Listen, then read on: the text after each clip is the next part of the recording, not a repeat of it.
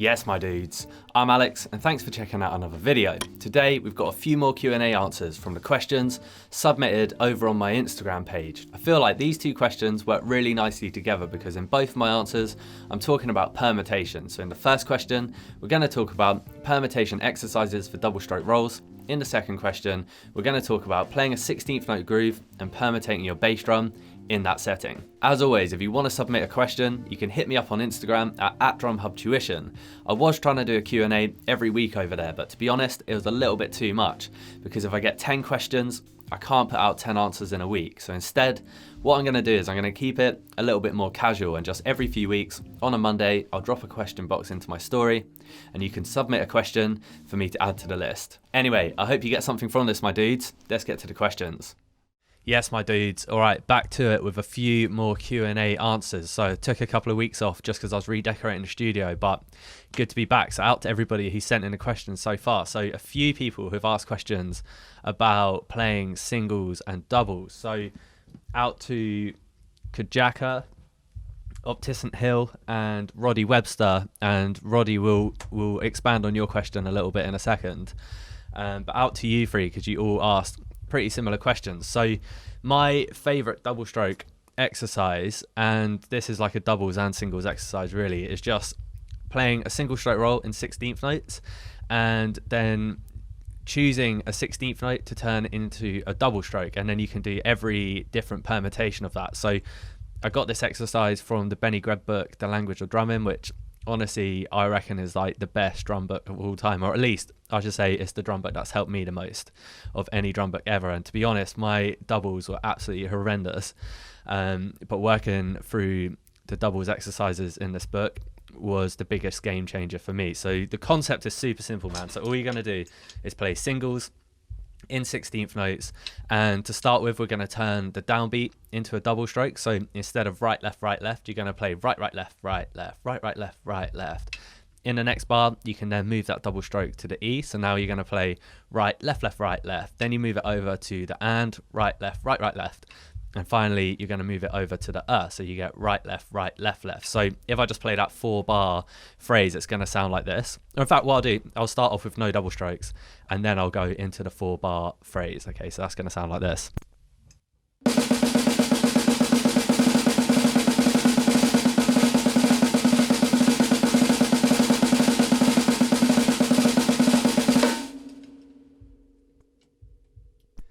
So those are your 4 options in terms of where you can permutate that double stroke. And from there, then you've just got every different combination of those. So you could do like groups of 2. So right left right left, right left right left, or right left right left. So those could sound like this.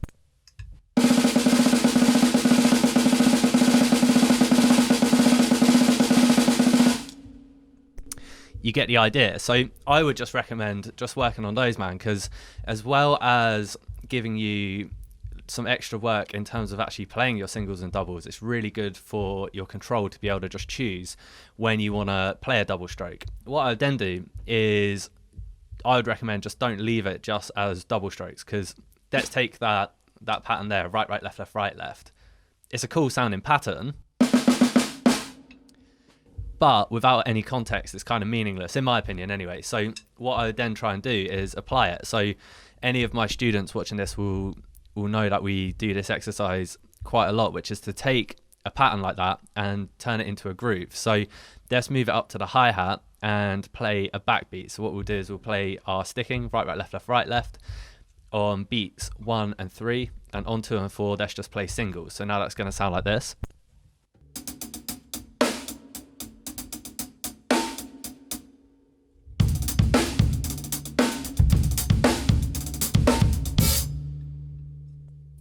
So there's loads that you can do with it, man, but in my opinion, if you can work on those different doubles permutations, it's going to put you in a really good position. It's going to improve your control.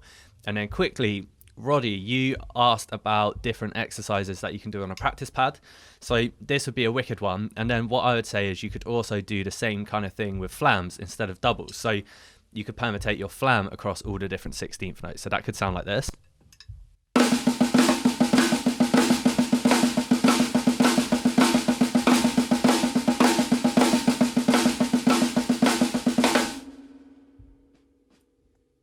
And maybe then you could even turn those into fills. So even if you're just playing them on your pad, what if we turned each one of those into a half bar fill? So starting on beat 3 of the bar.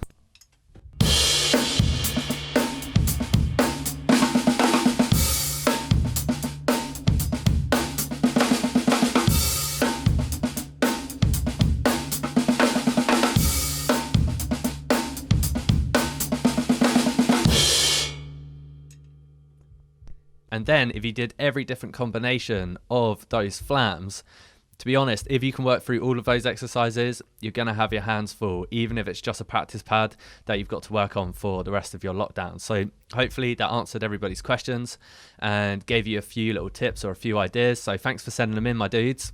Catch you in the next one. Yes, my dudes. All right, next question sent in by my dude, Kiara Dol Kiami. Again, sorry if I'm mispronouncing people's names, which I definitely am doing, but Kiara has asked, do I have any tips for playing 16th note grooves for beginners? So what I'd recommend is similar actually to my answer for working on double stroke roll exercises, is I would play a 16th note groove and get used to every different 16th note permutation for your bass drum. So what you're going to do is play your backbeat on 2 and 4 and get used to playing your bass drum on the downbeats, on the E, on the and, on the and then you want to get used to every different combination of those. So that's going to sound like this.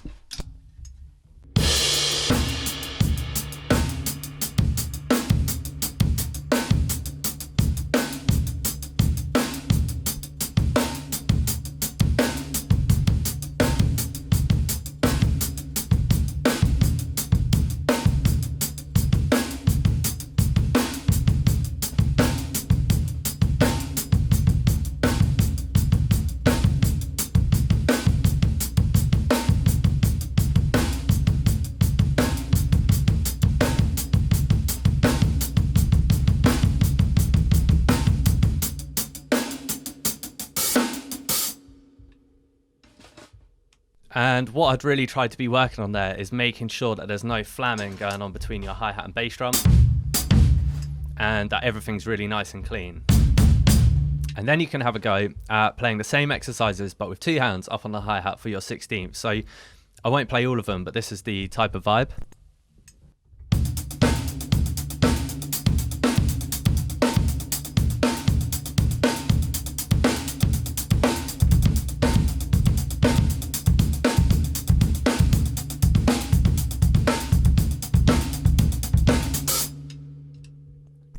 You get the kind of idea. So honestly, if you can get used to that and just making sure where you have your bass drum played on the E or the that there's no flamming between your bass drum and your left hand, that's a lot of mileage out of that one exercise, and I think you'll find that really helpful. And then the last thing I'd recommend is don't just leave it there. Make sure that you go and find some songs that you like playing, or some songs that you would like to learn the drum parts to, that use a 16th note groove, the drummer's playing a 16th note groove, and see if you can learn some of those, because putting it into action is a whole other thing, and it gives it some context, it gives it some meaning. So I would definitely recommend giving that a go. So I hope that's given you some help and answered your question.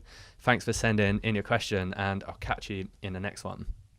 I hope you got something from that, my dudes. Let me know what you thought of the video down in the comments. I'm doing a drum lesson giveaway at 5k subscribers, mate. So if you're digging the videos, hit the button to join the Wednesday crew, man. I'll see you next week.